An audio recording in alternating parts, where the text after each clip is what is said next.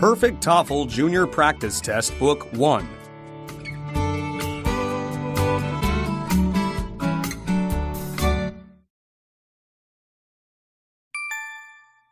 Practice Test 1. The listening section has 42 questions. Follow along as you listen to the directions to the listening section. Directions. In this section of the test, you will hear talks and conversations. Each talk or conversation is followed by one question. Choose the best answer to each question and mark the letter of the correct answer on your answer sheet. You will hear each talk or conversation only one time. Here is an example. Listen to a conversation between two friends in the classroom. Aren't you going to band practice now? It's our first meeting of the year. I've decided to give band a pass this year. What does the girl mean? Now read the answer choices.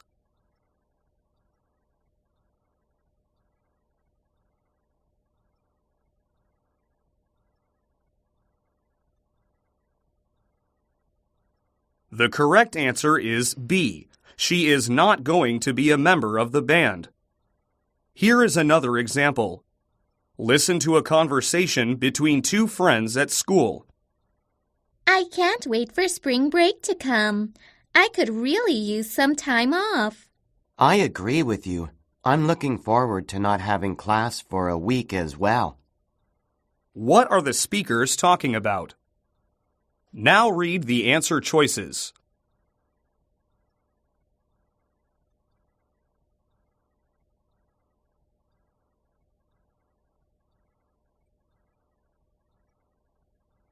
The correct answer is C, spring break. Go on to the next page, and the test will begin with question number 1.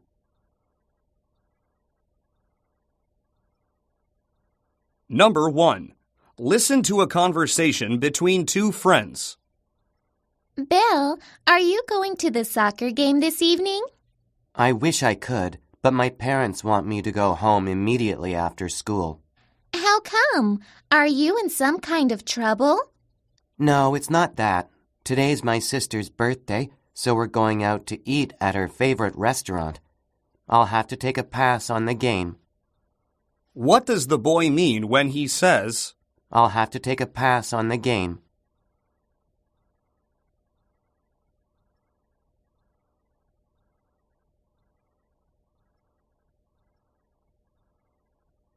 Number 2. Listen to a conversation between a student and a teacher.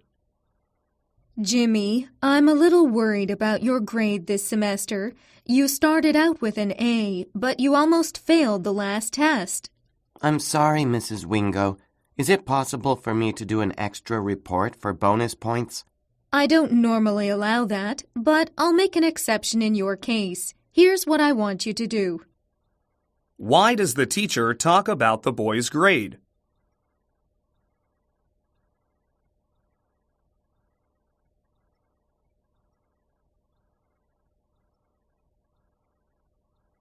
Number 3. Listen to a conversation between two friends. Can you believe how hard it's raining today? I know, and it's supposed to keep raining all weekend. Oh no, that's terrible. I was planning to go cycling with some of my friends tomorrow morning. You'd better cancel those plans. The weather forecast is calling for thunder showers. That's too bad. I guess I'll have to go cycling next week. What is the girl planning to do on the weekend?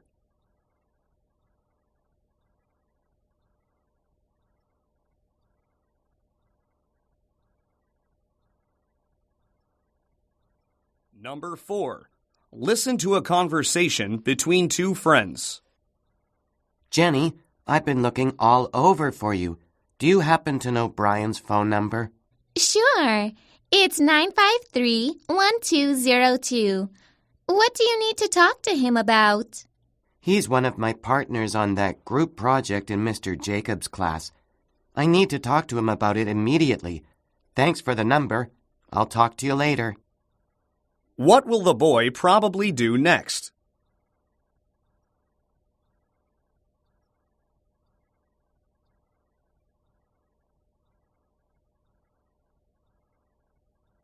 Number 5. Listen to a conversation between a student and a teacher. Mr. Williamson, I don't understand why I got a bad grade on this essay. I thought that I did a pretty decent job on it. Well, your paper had several spelling mistakes, and your grammar wasn't good either. Are grammar and spelling that important? Of course they're important. You need to do both well to write an A paper. Why is the student discussing his essay with the teacher?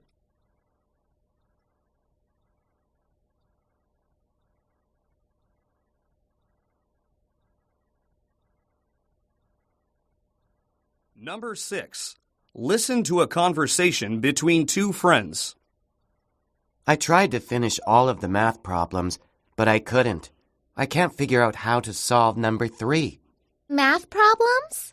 Oh my goodness! I totally forgot about our homework. Class starts in 10 minutes. You have time to do it. You're right. Thanks for reminding me. I've got to get going. What will the girl probably do next?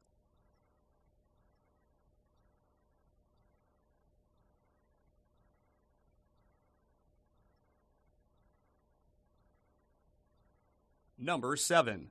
Listen to a conversation between two friends.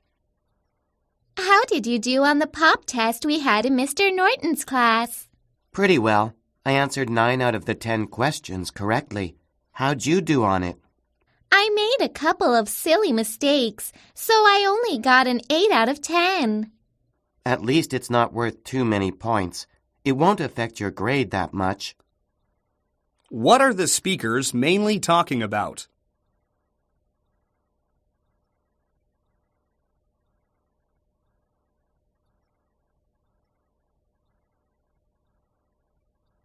Number 8. Listen to a principal making an announcement. Attention, everyone. There is a severe winter storm that is approaching rapidly. According to the weather forecast, it's going to drop at least 10 centimeters of snow in the next 2 hours. I've decided to cancel classes for the rest of the day. All students and teachers need to leave school and return to their homes immediately. Why does the principal mention the winter storm?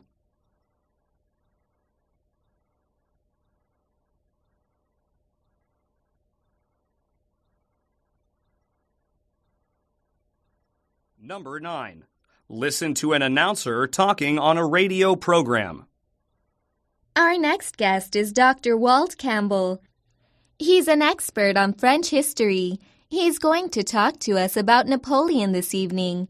In case you don't know, Napoleon ruled over France in the early 1800s. His armies conquered virtually the entire European mainland. He was finally defeated at the Battle of Waterloo in 1815. That battle marked the end of Napoleon's rule. What is probably true about Dr. Walt Campbell?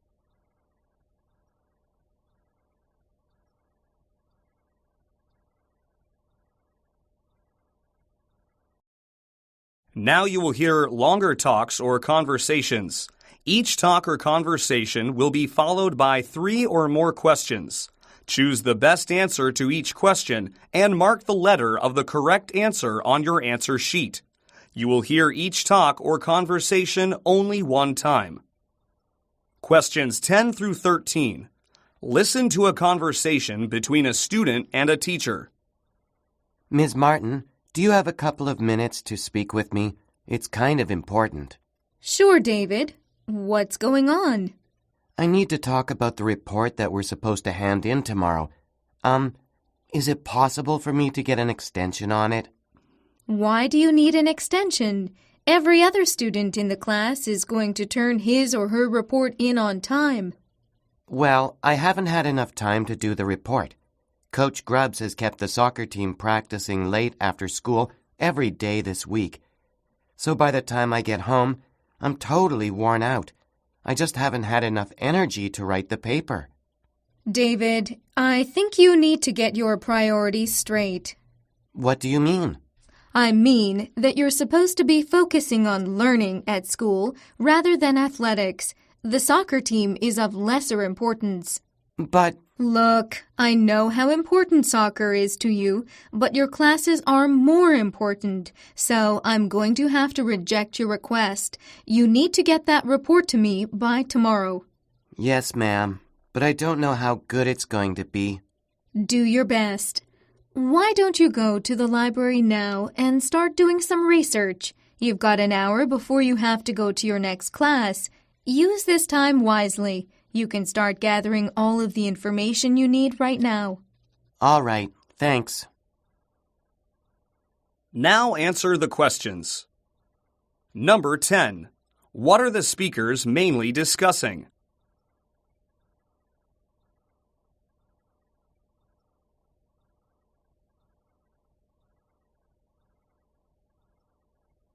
Number 12. What does the boy suggest about the soccer team?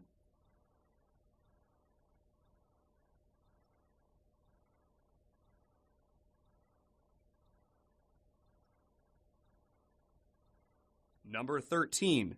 What does the teacher tell the boy to do?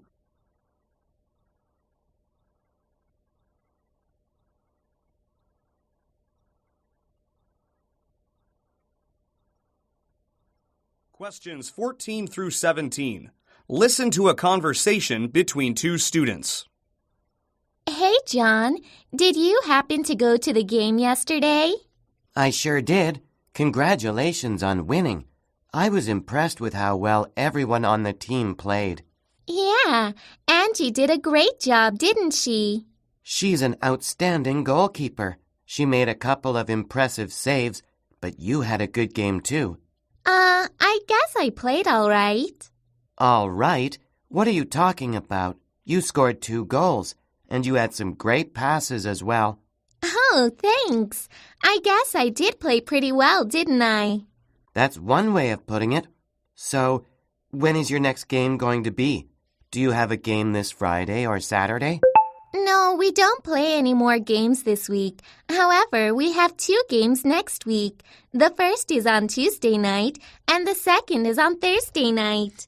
Do you think you can make it to one? I'll do my best to go to both. I could definitely attend the Tuesday game, but I'm not sure about the soccer game on Thursday. Awesome! Now that we're winning some games, we hope that more fans will start coming. We could use some big crowds. We play much better when we've got lots of people cheering for us. Yeah, that makes sense. I'll tell some of my friends and get them to go along with me.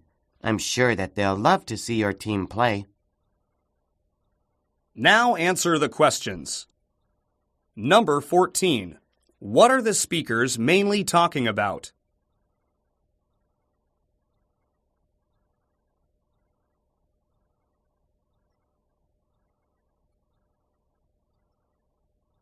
Number 15.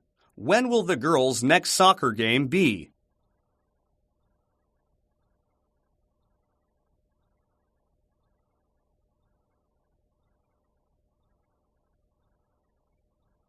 Number 16.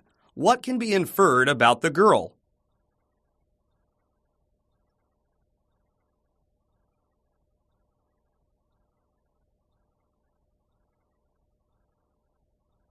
Number 17. Why does the boy mention his friends?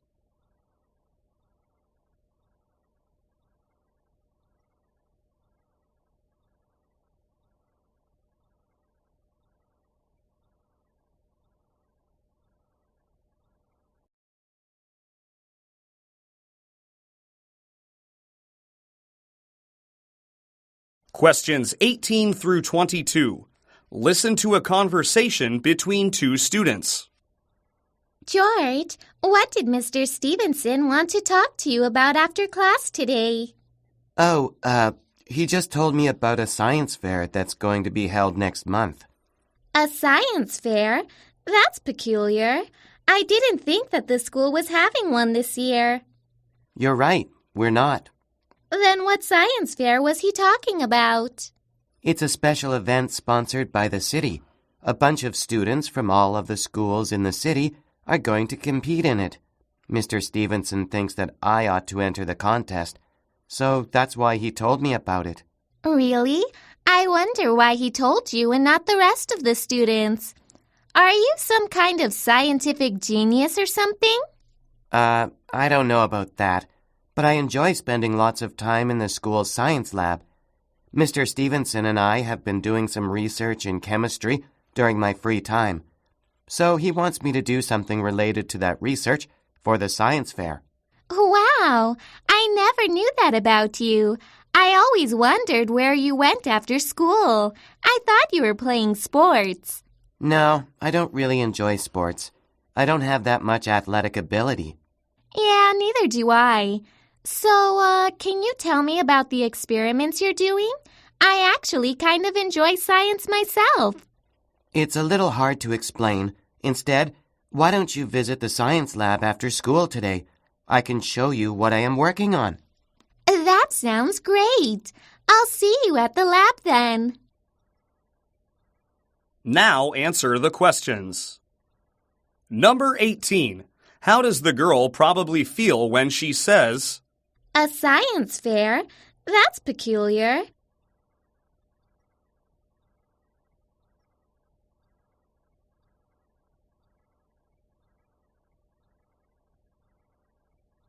Number 19. Why does the boy mention the science fair?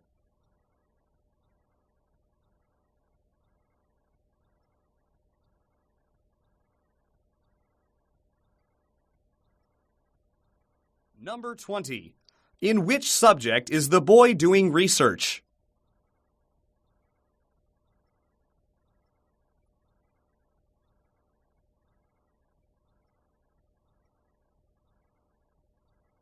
Number 21. What does the boy mention about Mr. Stevenson?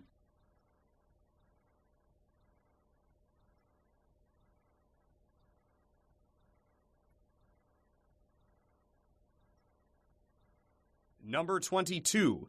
What can be inferred about the boy?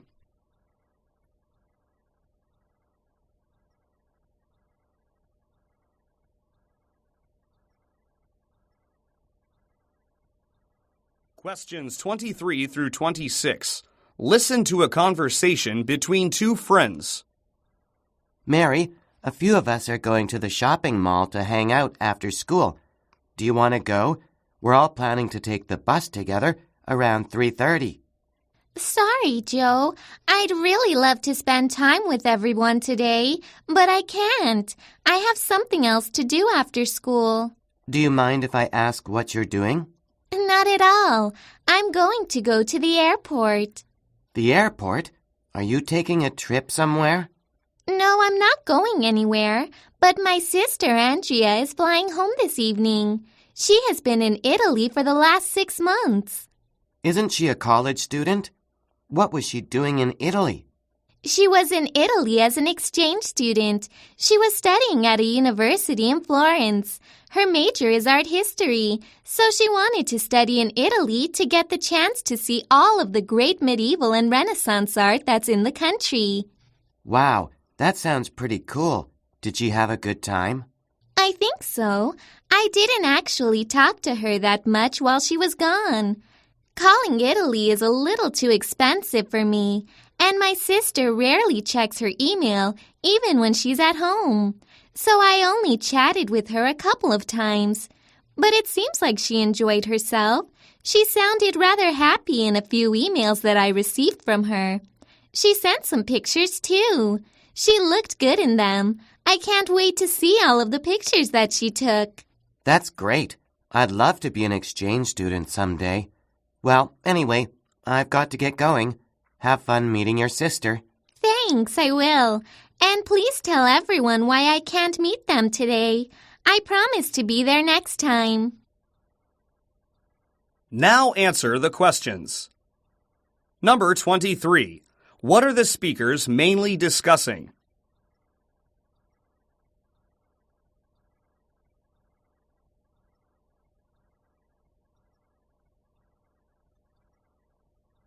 Number 24. What was the girl's sister doing in Italy?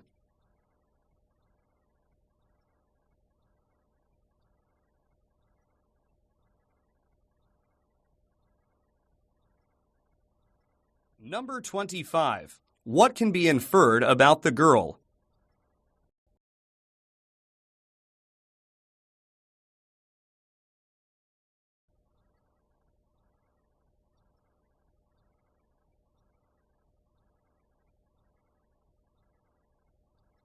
Number 26.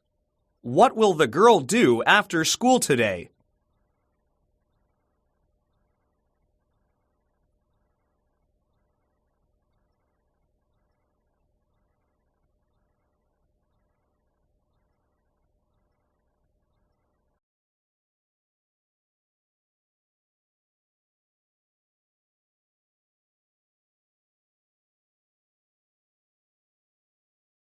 Questions 27 through 29. Listen to a teacher talking in a biology class. Of all the species of squirrels that exist, probably the most interesting one is the flying squirrel. It doesn't really fly, though. After all, the squirrel doesn't have wings, and it can't take off from the ground either. As they grow, they can form several branches that have many points, but only stags have antlers. Does don't have them. Questions 27 through 29. Listen to a teacher talking in a biology class. Of all the species of squirrels that exist, probably the most interesting one is the flying squirrel. It doesn't really fly, though. After all, the squirrel doesn't have wings, and it can't take off from the ground either. Instead of flying, it glides. How is it able to do that? Its body has a special membrane that stretches between its legs and feet. This membrane is found on both sides of its body.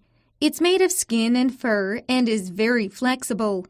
Normally, the membrane is tucked along the sides of its body. Take a look at the picture on page 156 in your books. See it? That ridge-like fold of fur along its side is the membrane. So, what does the squirrel do with that membrane? Let me tell you. First, in order to take to the air, the flying squirrel needs to be high above the ground. It typically jumps from tall trees. When it leaps into the air, it stretches its legs. This causes the membrane to unfold and to become taut. I guess it's sort of like a parachute at that point. This membrane catches the air and allows the squirrel to glide. In some cases, it can even act like a wing and enable the squirrel to gain a small amount of altitude. Yes, Gina? How far can one of these squirrels glide? In general, they make relatively short glides of around 5 to 30 meters. However, the longest glide ever observed by a person was nearly 90 meters. Why don't we take a look at a video, and then you can see the flying squirrel in action? Now answer the questions. Number 27. What is the teacher mainly talking about?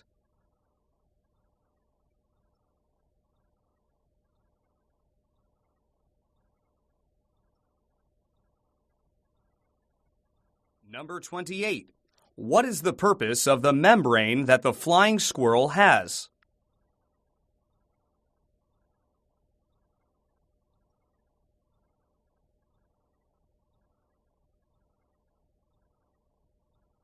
Number 29. What will the teacher probably do next?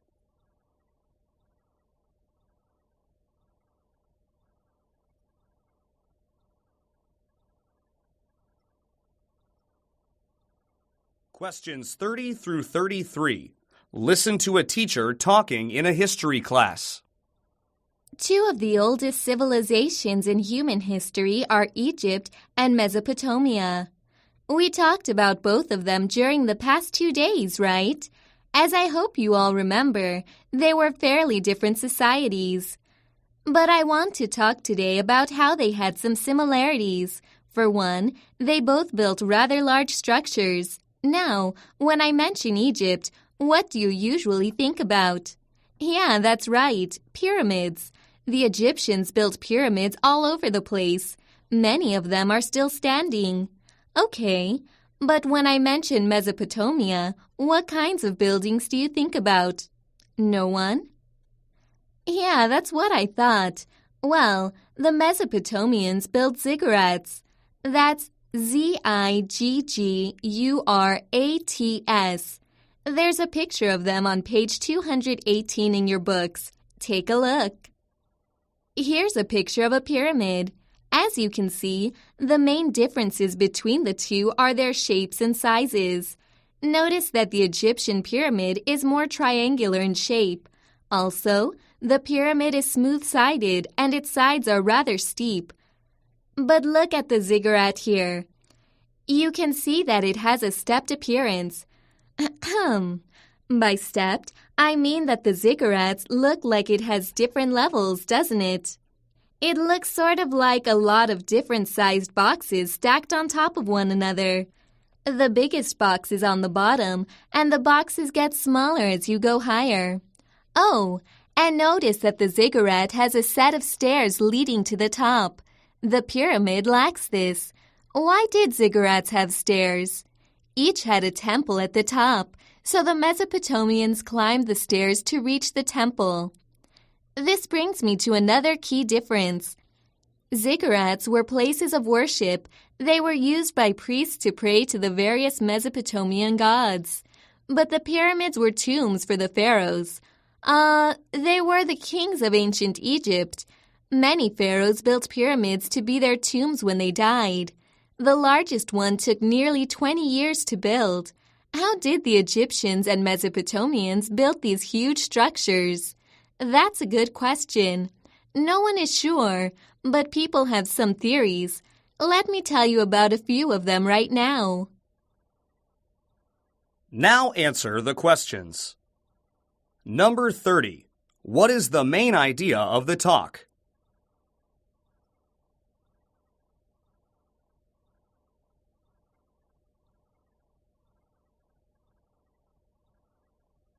Number 31. What does the teacher imply about ziggurats?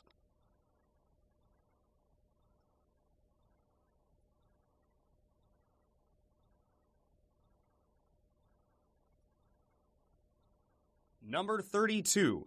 How is a ziggurat different from a pyramid?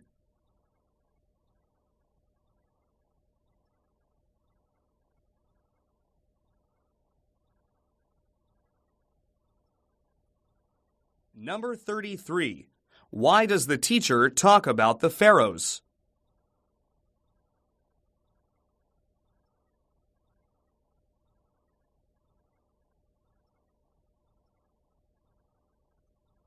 Questions 34 through 38.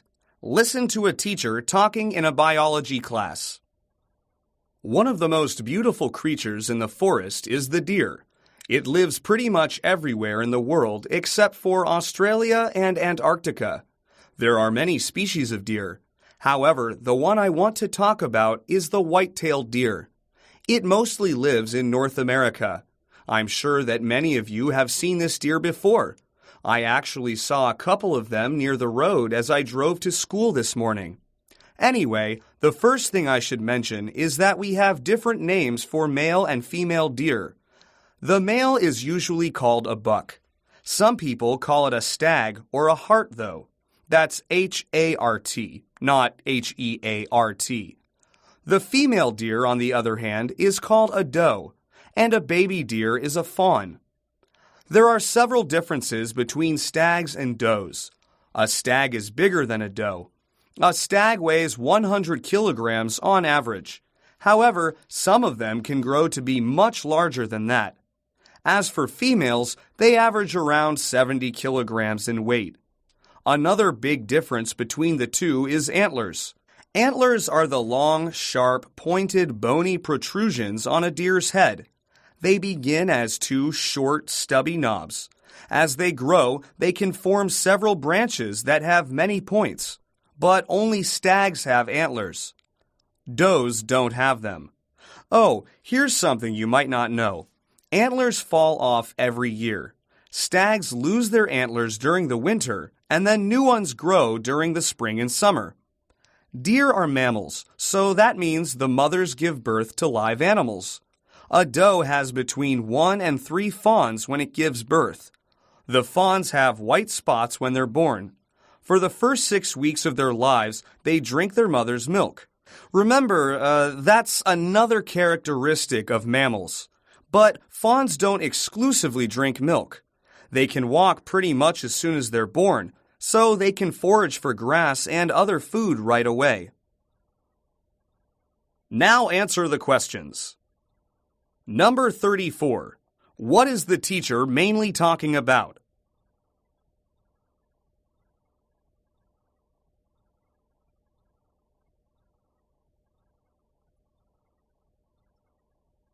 Number 35.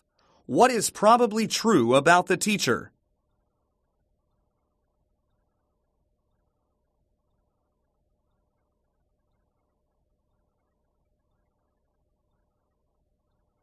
Number 36. What does the teacher imply when he says this?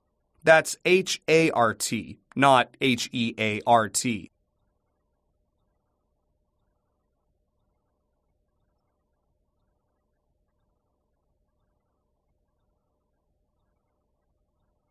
Number 37. What does the teacher say about antlers?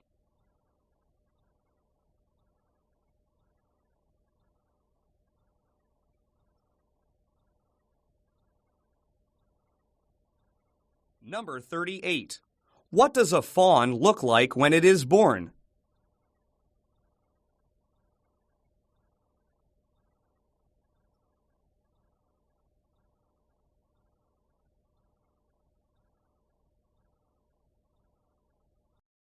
Questions 39 through 42.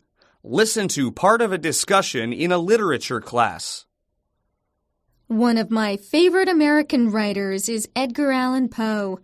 I'm sure that all of you have heard about him. Can any of you tell me something about him? Tony? I believe he lived during the 19th century, and I remember that he had a bunch of problems. I think he suffered from depression or something. That's a good start. Thanks, Tony. He's correct, class. Poe was born in 1809 and died in 1849. His short life was quite sad. His parents died before he turned 3, so he lived with a foster family. Poe dealt with a number of issues during his life. He had gambling and drinking problems. He suffered from depression. His life was definitely not a happy one. Many people believe that Poe's dark life heavily influenced his writing. So let's talk about Poe's literature. He made a number of contributions to the world of literature. Jessica, do you happen to know any of them? He wrote that poem called The Raven. I really like it a lot. It's kind of creepy, but that seems characteristic of Poe's writing. He wrote several works of horror as well, didn't he? You are correct. As for The Raven, we're going to read that as soon as we finish talking about Poe's life, so hold on for a moment concerning it. Also, you're right about Poe's works of horror. He is said to have invented that genre as well as the modern detective story. He also wrote some early science fiction and is considered one of the founders of the modern short story. That's a pretty impressive resume, isn't it? Poe is most famous, however, for his horror stories. The most well-known are The Fall of the House of Usher, The Mask of the Red Death, and The Pit and the Pendulum. Each story deals with death in very gruesome ways. We're going to read one of those stories. We're also going to read The Murders in the Rue Morgue, which is the first modern detective tale. You're going to love it. But for the time being, let's look at some of Poe's poetry. Now answer the questions. Number 39. What is the discussion mainly about?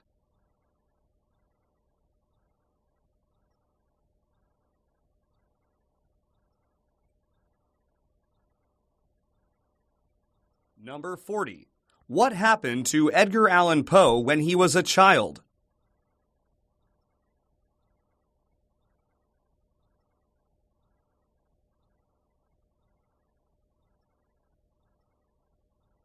Number 41. Why does the teacher mention the murders in the Rue Morgue?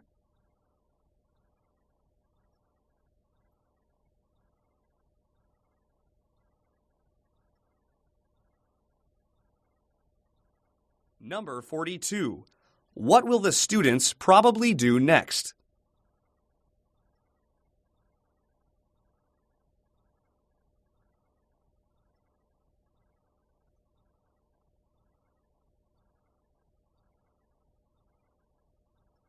Stop. This is the end of the listening section.